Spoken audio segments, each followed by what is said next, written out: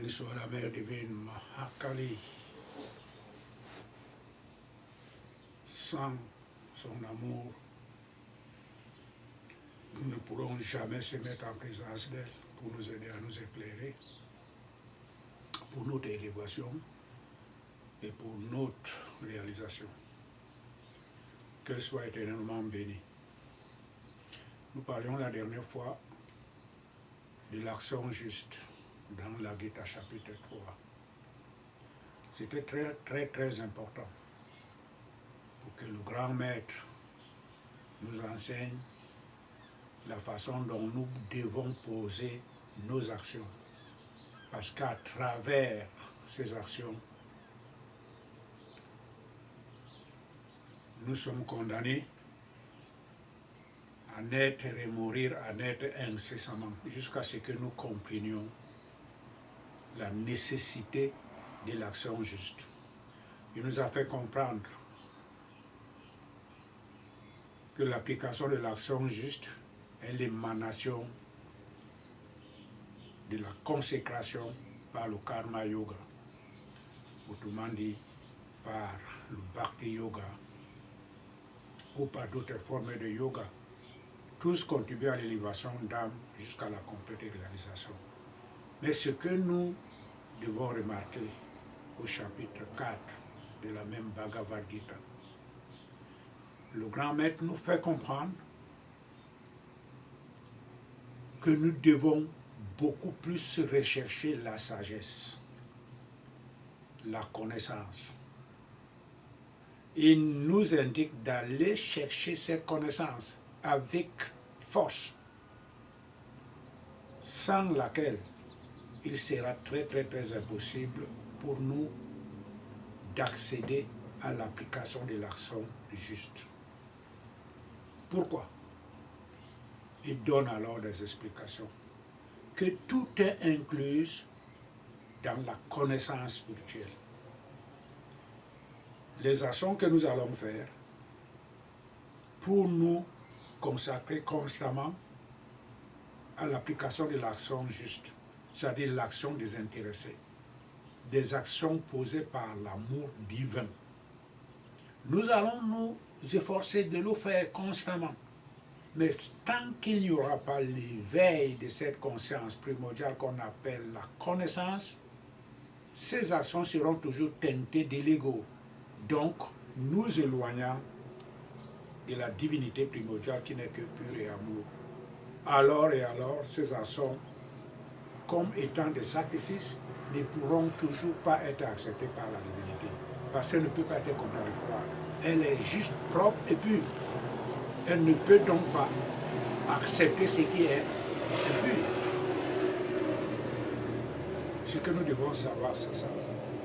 Alors, quand le grand maître insiste pour la connaissance, il faut que nous comprenions que la connaissance est incluse telle qu'il a indiqué. Tout est inclus dans la connaissance spirituelle. Ce que nous faisons tous les jours, ce que nous pensons, ce que nous entendons, ce que nous voyons, ce que nous touchons, ce que nous mangeons, ce que nous offrons à la Mère divine dans nos sanctuaires, nos rapports avec l'extérieur. Tout cela est inclus dans la connaissance spirituelle. C'est très important de le comprendre.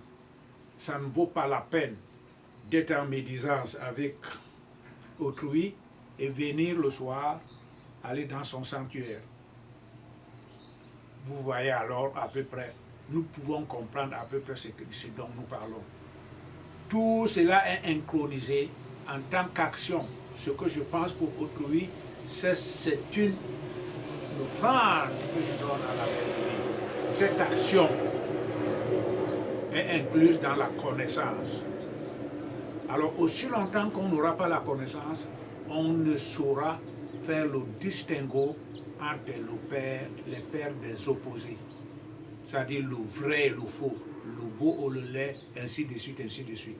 À partir de cette dualité, nous y serons constamment, sans toutefois pour autant, aussi longtemps qu'on n'aura pas atteint et accéder à la connaissance spirituelle.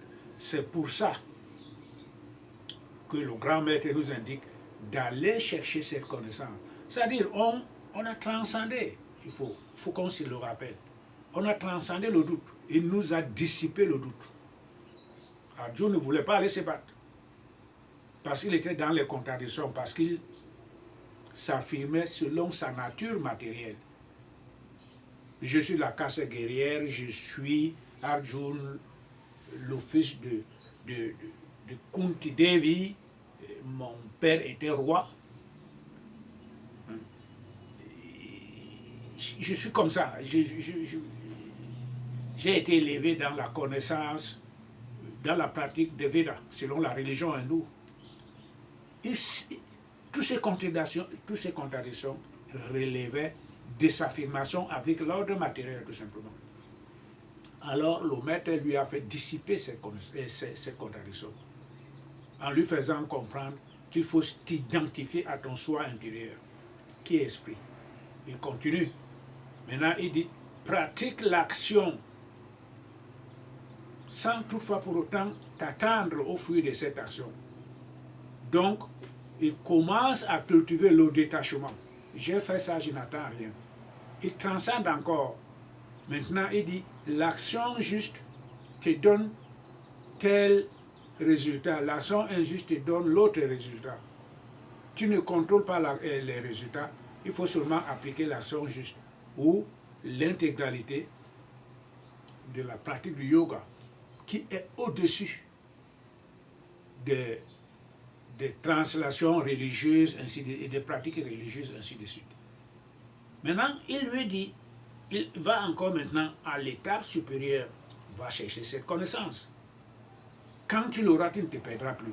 Voilà l'étape sur laquelle nous nous trouvons et on a expliqué nous avons apporté la lumière jusqu'au chapitre 6 où le maître lui fait comprendre que l'action ou l'application de l'action ou le renoncement à cette action est la même chose.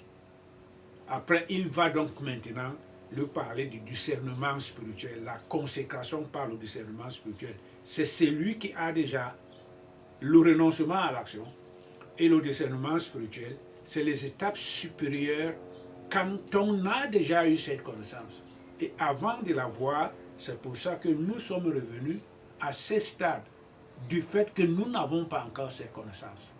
Qu'est-ce qu'il dit le maître? Il dit que tous les sacrifices que nous faisons, la connaissance est incluse dans tout cela.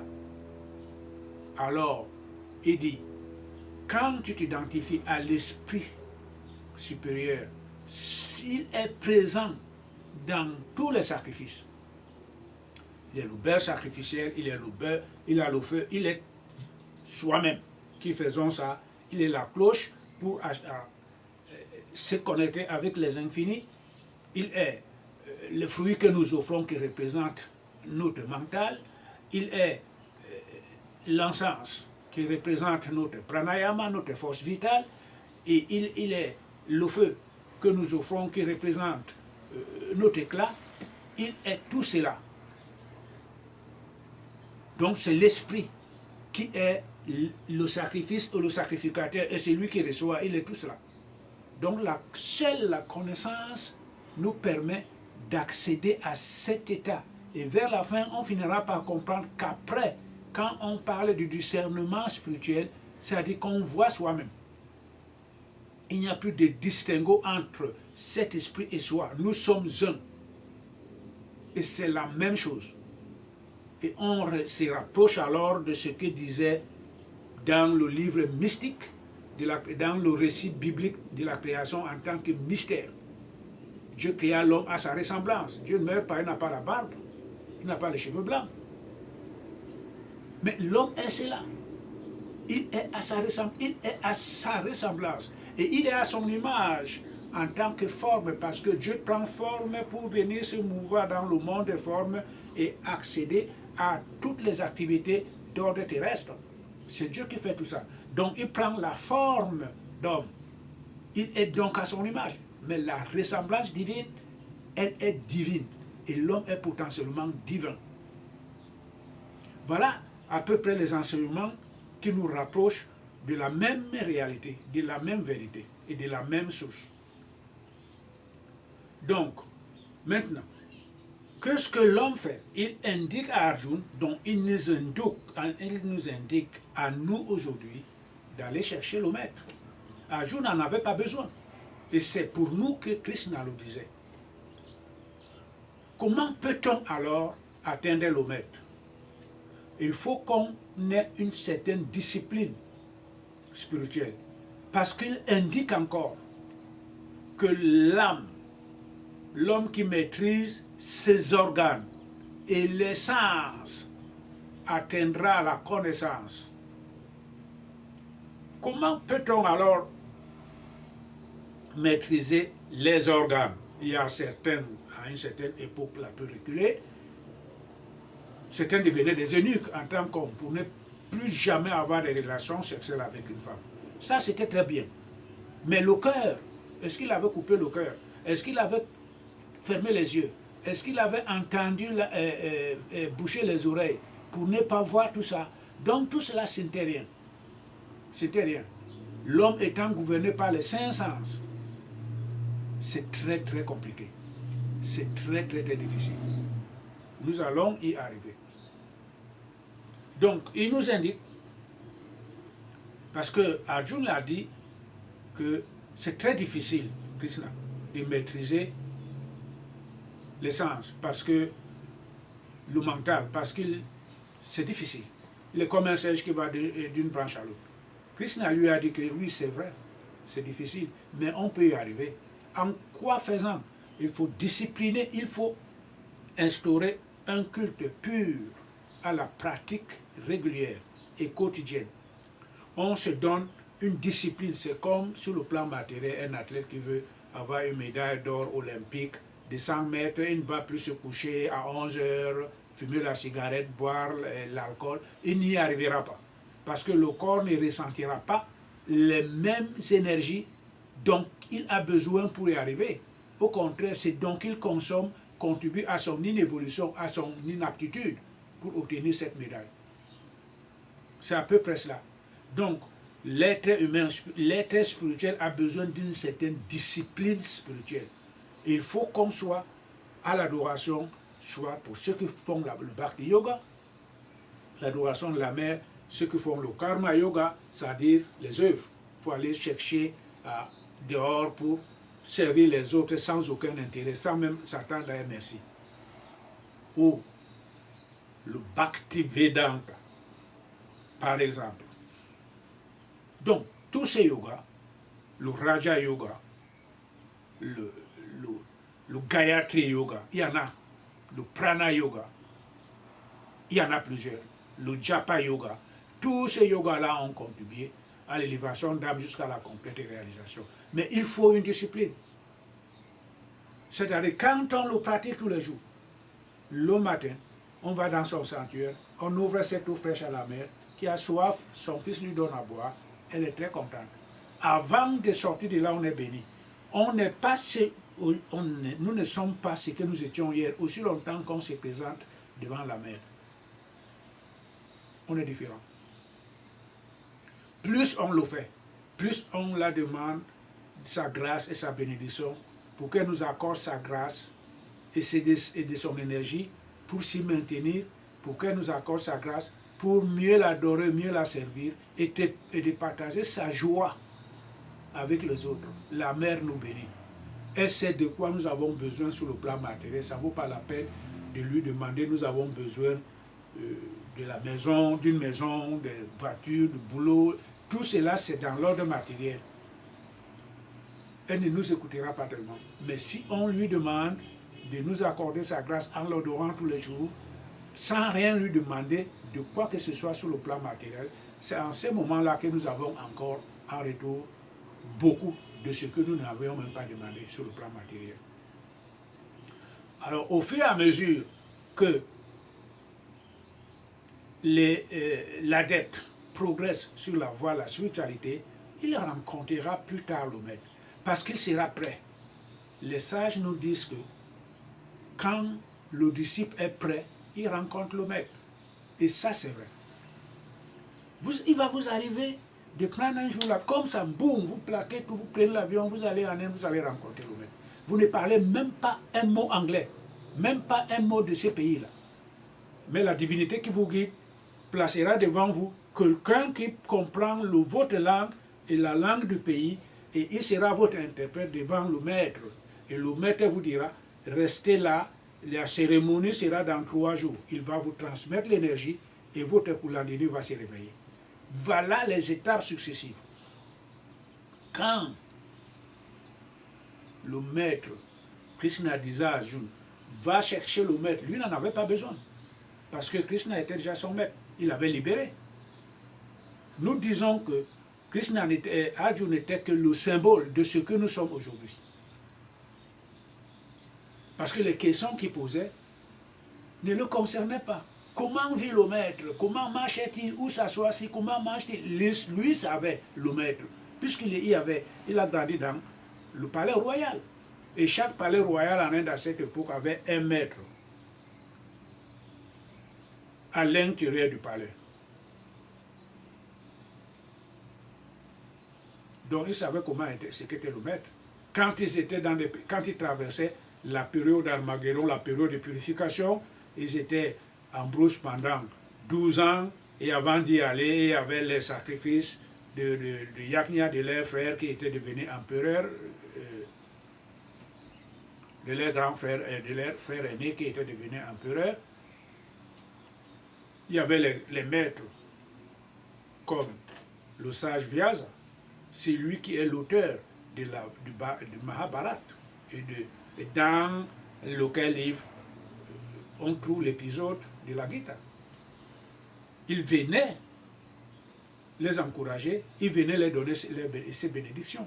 Donc il savait ce que c'est qu'un maître. Nous ne le savons pas. Et on peut le croiser, mais on ne saura pas que c'est un maître. Pourquoi? Parce que nos énergies sont différentes. Ces énergies ne nous attirent pas maintenant. Pourquoi? Parce que nous sommes encore complètement plongés dans l'obscurité de l'ignorance. Mais aussi longtemps qu'on s'applique, aussi longtemps qu'on cherche à s'élever, alors et alors, on rencontrera ce maître. Ça ne peut pas mentir. Et dès qu'on l'aura rencontré, il nous fera la transmission d'énergie. Et à partir de ce moment-là, nous allons alors nous accéder à la connaissance. C'est très très important. Pourquoi Krishna insiste? Tout est inclus dans la connaissance spirituelle. Ce que je fais tous les jours est inclus dans la connaissance spirituelle. Ce que je mange, ce que je vois, ce que je touche, de quoi je parle, de quoi j'entends, de quoi tout cela est inclus dans la connaissance spirituelle. Et voilà la barrière pour le dévot de continuer à tourner sur le mental. C'est-à-dire toutes les pratiques dénuées de la connaissance spirituelle se limitent sur le plan mental. Donc, de l'énergie matérielle. Mais tout ce qui est inclus dans la connaissance spirituelle est au-dessus de ça. Krishna dit que tous les sacrifices, toutes les offrandes que nous offrons et que nous faisons au quotidien, basées sur la connaissance spirituelle, sont supérieures par rapport aux offrandes qui se limitent sur d'ordre matériel, c'est-à-dire le fruit que je donne. Les roses, le riz, tout ça c'est bon, mais ce n'est que le symbole. Ce ne sont que les symboles de l'offrande d'ordre spirituel. Parce que quand j'offre le feu, cela symbolise mon éclat. Alors quel est cet éclat que j'offre à la mer, qui est le symbole de ce feu, et qui puisse être le contraire de ce que je suis réellement? Ça ne marche pas. Ça ne marchera pas. Et aussi longtemps qu'on reste en dessous de la connaissance spirituelle, c'est ça qui va se produire. Parce que la connaissance spirituelle purifie l'être, l'amène vers le haut jusqu'à la libération. Voilà la réalité. Sans connaissance spirituelle, il n'y a pas de libération. Et aussi longtemps qu'on n'aura pas compris ça, et qu'on la cherche, et qu'on ait la grâce pour l'avoir, on restera sur l'état d'ordre matériel. On fera ça, c'est bon, mais on héritera la terre. Qu'est-ce qu'il a dit Jésus? Heureux les débonnaires, car ils hériteront la terre. C'est vrai. Heureux les débonnaires, ils sont débonnaires. On reste des débonnaires. On vient tous les jours, on fait ça à la mer, on fait ceci, on fait ça. On essaye de s'efforcer pour être en harmonie avec les autres. Ne pas avoir la jalousie, ne pas aller chercher les marabouts, ainsi de suite, ainsi de suite. Tout ça, on est des bonheurs. On s'accroche seulement sur la foi en la divinité. On est des bonheurs. Quand on meurt, on va au ciel. On va essayer de jouir quelques années, des innombrables années. Si on va jouir de beaucoup d'années au paradis, mais on reviendra ici dans ce monde. On renaîtra. C'est ça qu'on parle, c'est pour cela qu'on parlait de la réincarnation. Parce qu'on n'a pas encore atteint le niveau de la connaissance spirituelle. Mais quand on atteint ce niveau de la connaissance spirituelle, on meurt, on ne revient plus. On vit dans le monde purement évolué. On ne revient plus ici dans ce monde. Voilà la distinction des deux. Alors, qu'est-ce qu'il dit le maître? C'est ce que nous devons donc maintenant retenir. Qu'est-ce qu'il dit le maître à partir du moment où nous réalisons que nous ne sommes pas encore sur le point d'accéder à la connaissance spirituelle? Non seulement il nous invite d'accroître nos efforts, ainsi de suite pour la pratique, pour la consécration du yoga pour arriver, mais il décèle. Il nous aide à comprendre les barrières. Pourquoi nous n'accédons pas? Essayons de voir cette barrière encore dans la Gita.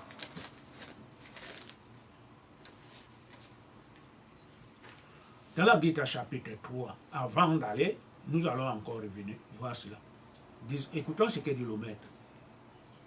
Dans la Gita chapitre 3, verset 33. Cependant, même le sage recherche ce qui est homogène à sa propre nature. On commence donc à comprendre que c'est très difficile. Même le sage, il indique à Arjuna que même le sage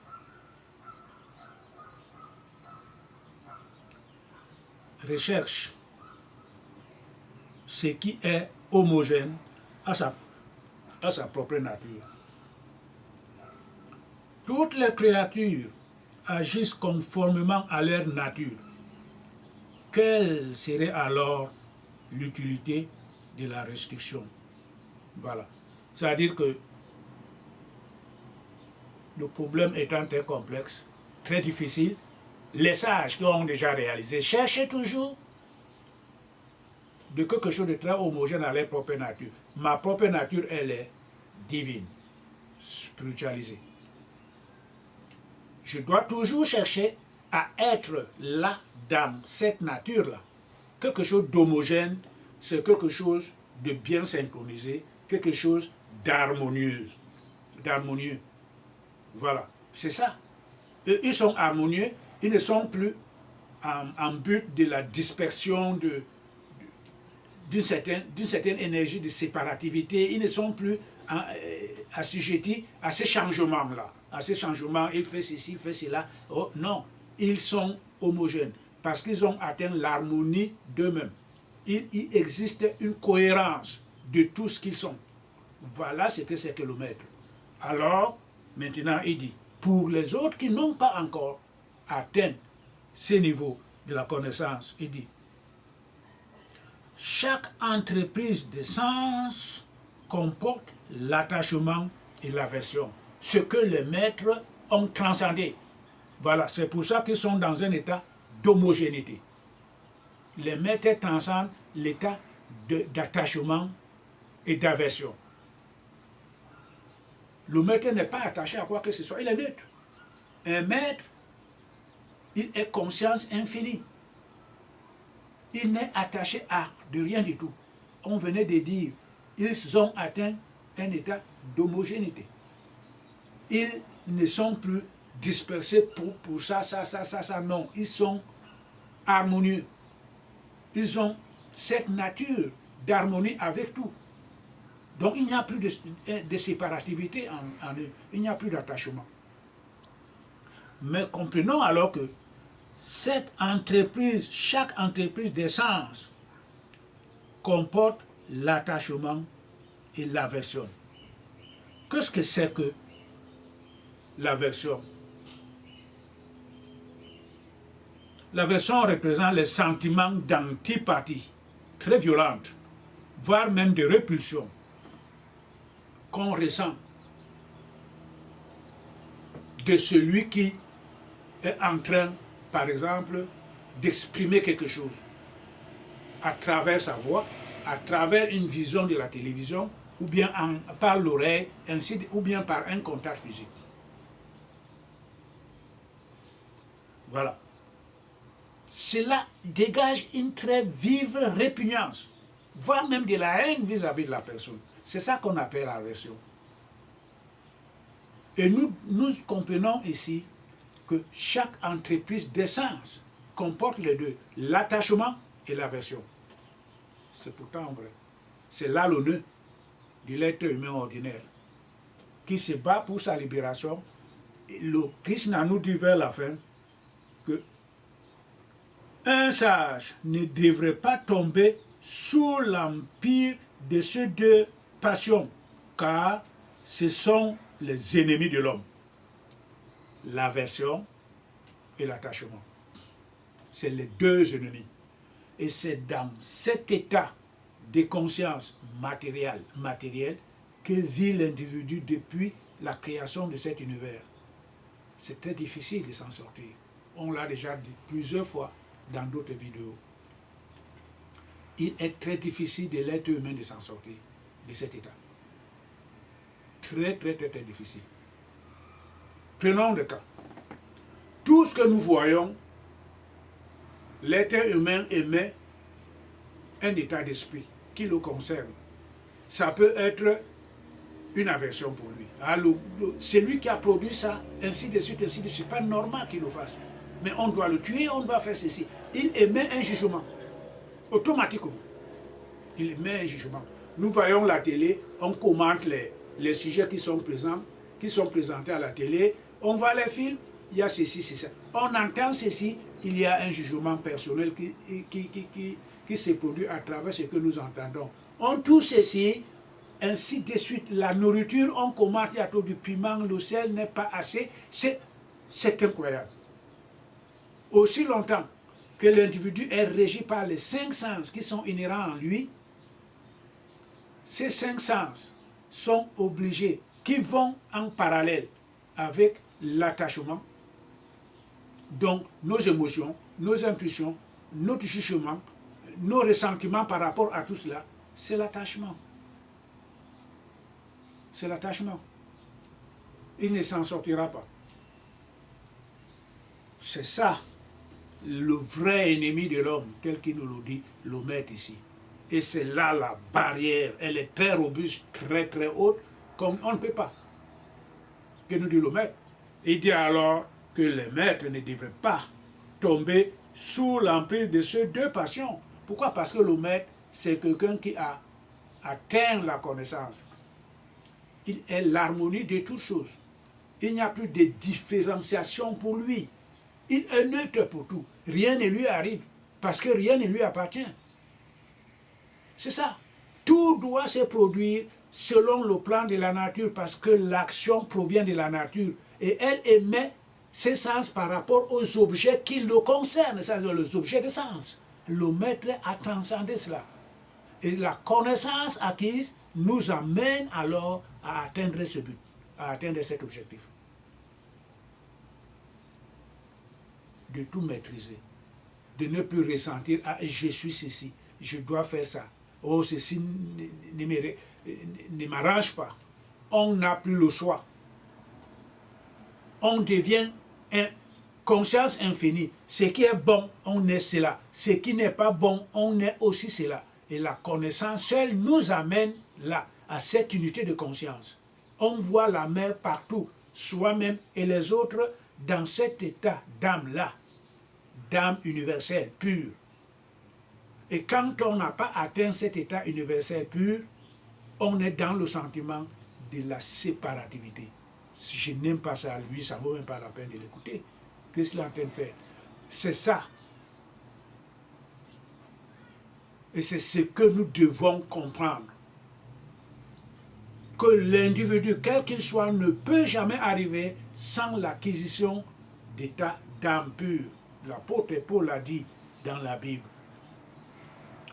Et c'est encore divinement, il était déjà divin. Et c'est pour notre bien-être aujourd'hui, au XXIe siècle, que croyons encore que nous devons nous en sortir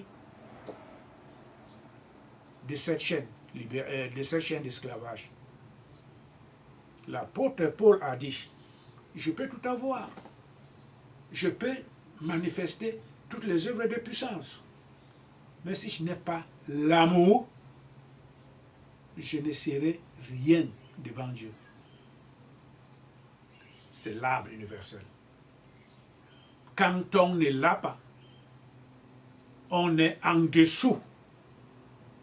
Quand on parlait même de Dieu, on peut construire tous les temples, atteignant même le sommet des cieux. On ne changera rien en cela. Jésus reviendra toujours nous rappeler chaque jour que je ne vous connais pas. Pourquoi? Parce que vous êtes bâtis, vous êtes, vous êtes étalés sur la voie de l'inévolution qui n'aboutit à rien. Je peux construire les temples, je peux tout faire, mais tant que je n'ai pas l'amour, c'est rien du tout. Alors l'amour, c'est quoi? C'est l'acquisition de la connaissance. C'est l'éveil de la conscience infinie qui est en tout un chacun de nous. Et c'est cette conscience qui est divine, qui est la mère divine, qui a incarné tout un chacun de nous. Quand elle se réveille, alors et alors, on commence alors à acquérir ces connaissances qui chaque jour nous amènent vers le haut, jusqu'à la complète connexion. Quand elle se réveille, l'ego commence à se taire. Parce que l'ego représente le sentiment de séparativité. L'ego représente le premier niveau de la conscience, qui est la multiplicité de la conscience infinie. C'est ça l'ego. Il prouve toujours quelque chose de différent de l'autre. Avec ses limites, avec ses jugements d'a priori, on ne s'en sort pas dans ce monde. On est là.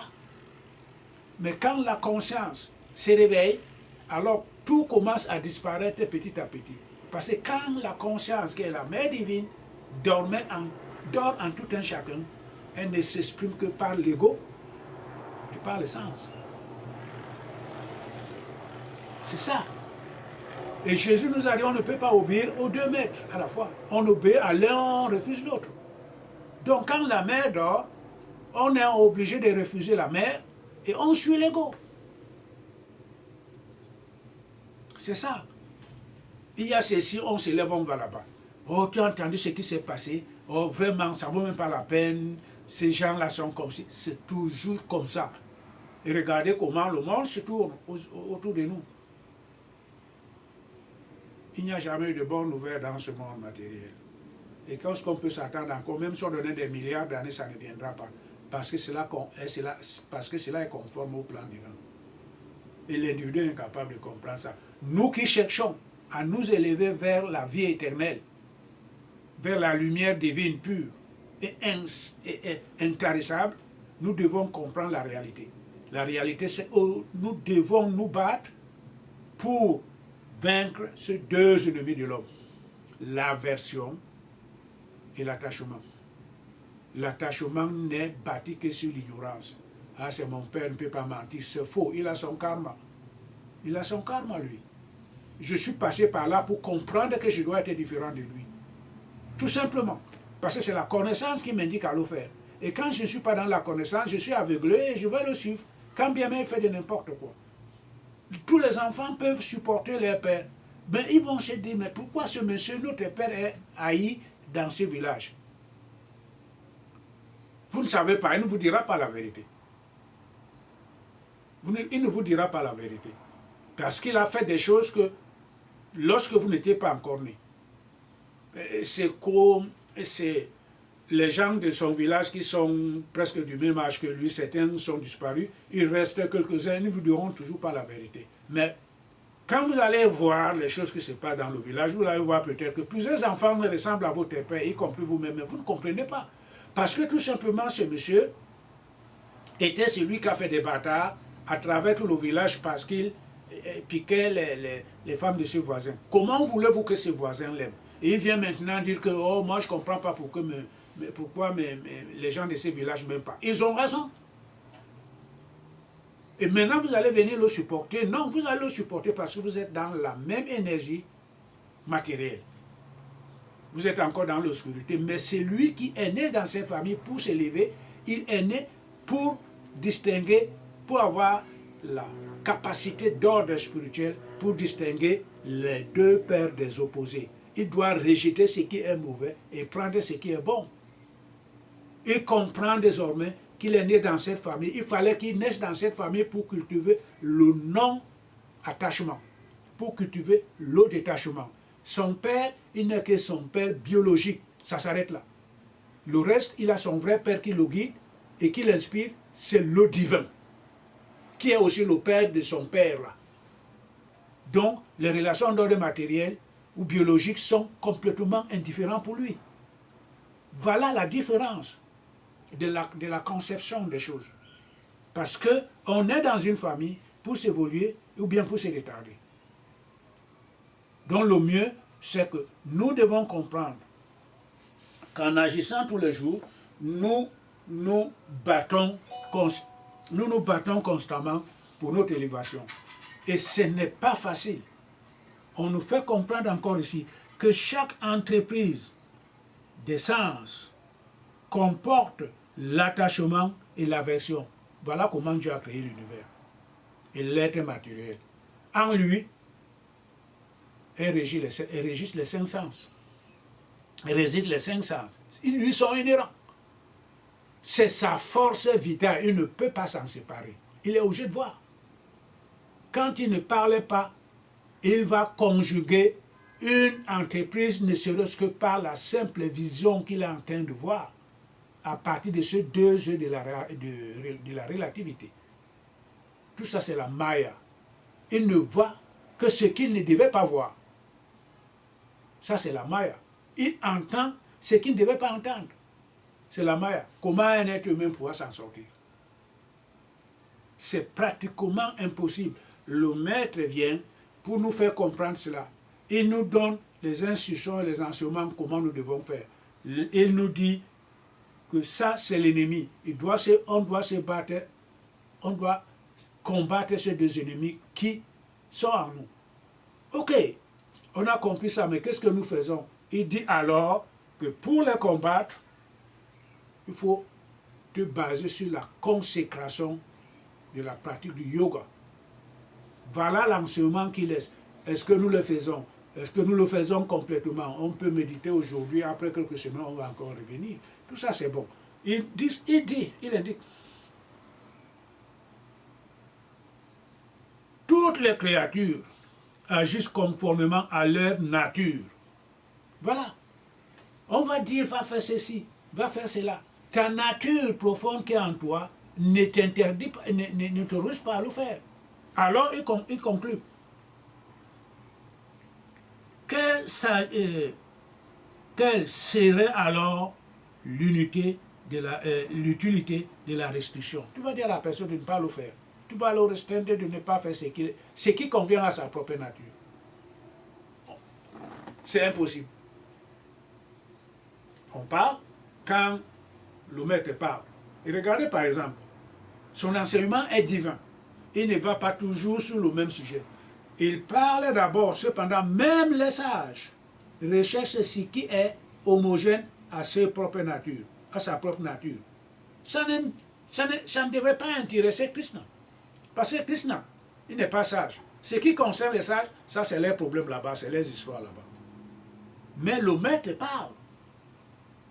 Pourquoi il parle des sages à nous? Pour que nous puissions comprendre cet exemple. Le maître a atteint l'état d'homogénéité, l'état d'harmonie de toutes choses en lui. Le maître n'a plus d'orgueil, n'exprime plus le sentiment de séparativité. il n'a pas de vie. Il est infini, il est conscience infinie. C'est pour ça qu'il parlait de ça. Il fait allusion au maître ici, tout simplement pour que nous puissions comprendre comme exemple que nous devons atteindre cet état pour nous en sortir. Après, il dit encore, toute créature agisse conformément à leur nature, quelle est alors l'utilité de les restreindre de ce qu'ils devaient faire. Donc, le maître ici, quand il parle, à chaque vers qu'il prononce, se dégage 7 niveaux d'évolution de conscience. 7. Celui qui au début ne comprendra même pas ce qu'il dit. Celui qui est un peu plus comprendra ce qu'il dit. Et il va se baser sur ce qu'il dit pour se battre. C'est ce que nous devons comprendre. On doit comprendre chacun à son niveau. Mais ceux qui se battent réellement, qui sont les débonnaires, qui pratiquent ce qui est juste, selon le maître Christ, ils hériteront cette terre. Nous devons comprendre ce que dit le maître à notre niveau et l'appliquer. Voilà ce que dit le maître. On doit se servir, par exemple, de ces passages. Tu as 2 ennemis. Le maître les a transcendés. Il a dit encore que les maîtres se battent pour ne plus retomber là-dessus, sur ce péché qui est le vrai péché de l'homme. Nous devons donc comprendre que si le maître ne peut plus revenir là-dessus, il se bat pour ne plus revenir là-dessus, nous devons faire la même chose. Nous devons chercher à combattre ces 2 ennemis de l'homme. L'attachement, c'est très difficile. Tu as fait ça à mon ami, celui qui est mon ami, et l'ennemi de mon ami est mon ennemi. Voilà. Tu vas commencer à haïr ce monsieur pour rien parce qu'il a insulté ton ami, ou bien il y a ceci, cela. Qui tu es pour comprendre réellement l'essence qui existe entre les deux. Cela tu es complètement ignorant. Tu vas te mettre quelque part pour commencer à faire de n'importe quoi, alors que les récompenses, quand ils te viendront, tu ne sauras pas d'où ça vient. On nous demande de nous battre contre l'attachement. On n'a pas d'amis. Non, on est né seul.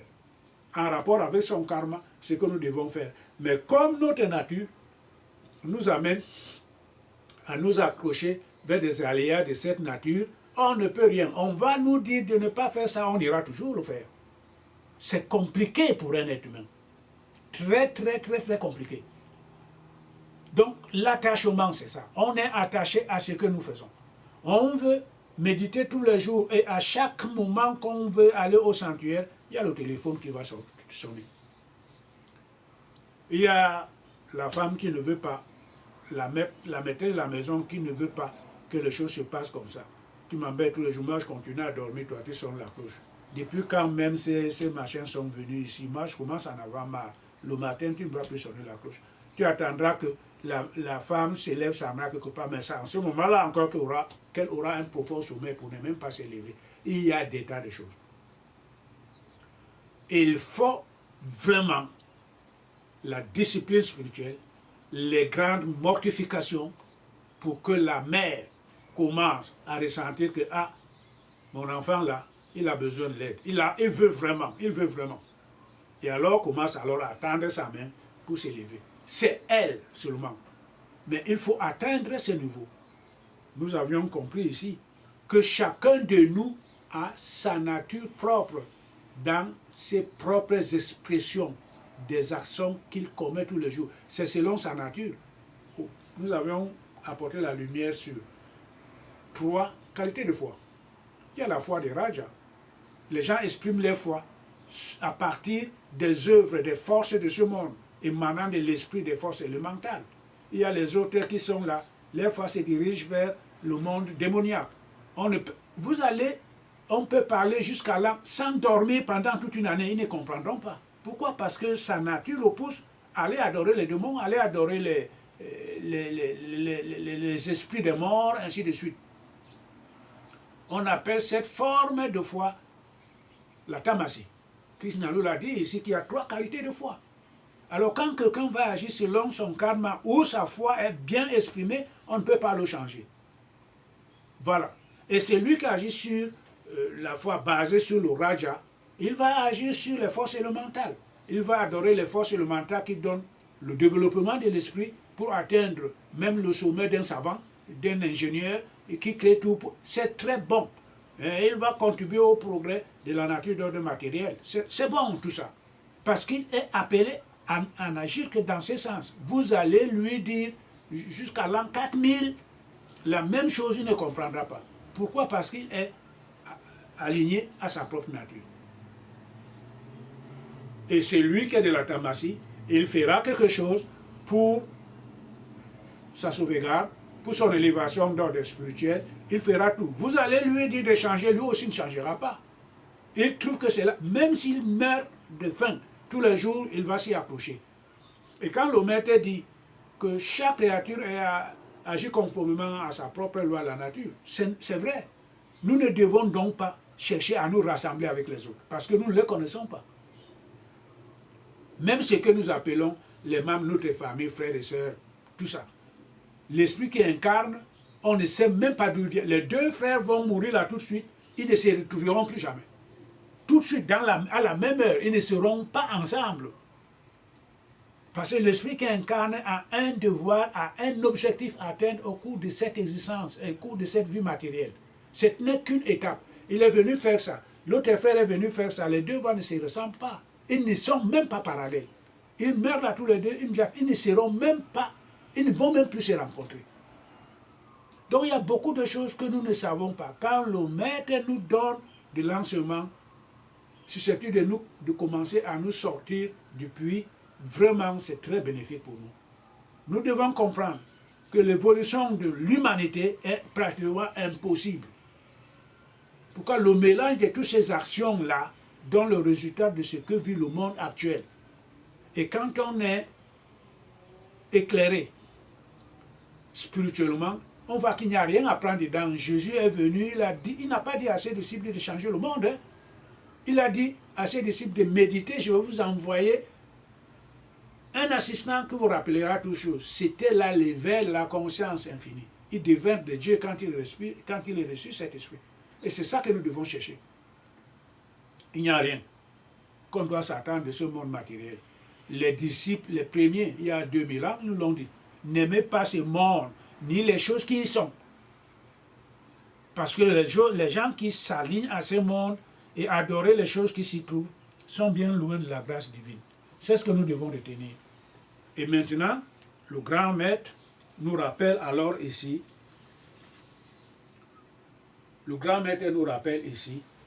la nécessité de comprendre cet ennemi.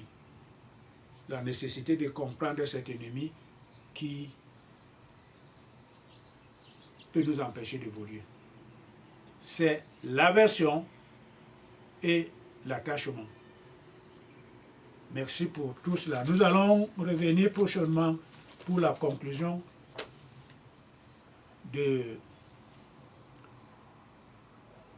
ce chapitre, de ce verset, et développer encore pour une seconde fois, revenir encore pour développer, pour apporter la lumière pour une meilleure compréhension à partir des exemples du premier temps, à partir du processus d'évolution cosmique, pourquoi ça a été jusqu'à maintenant. Ça représente la même chose.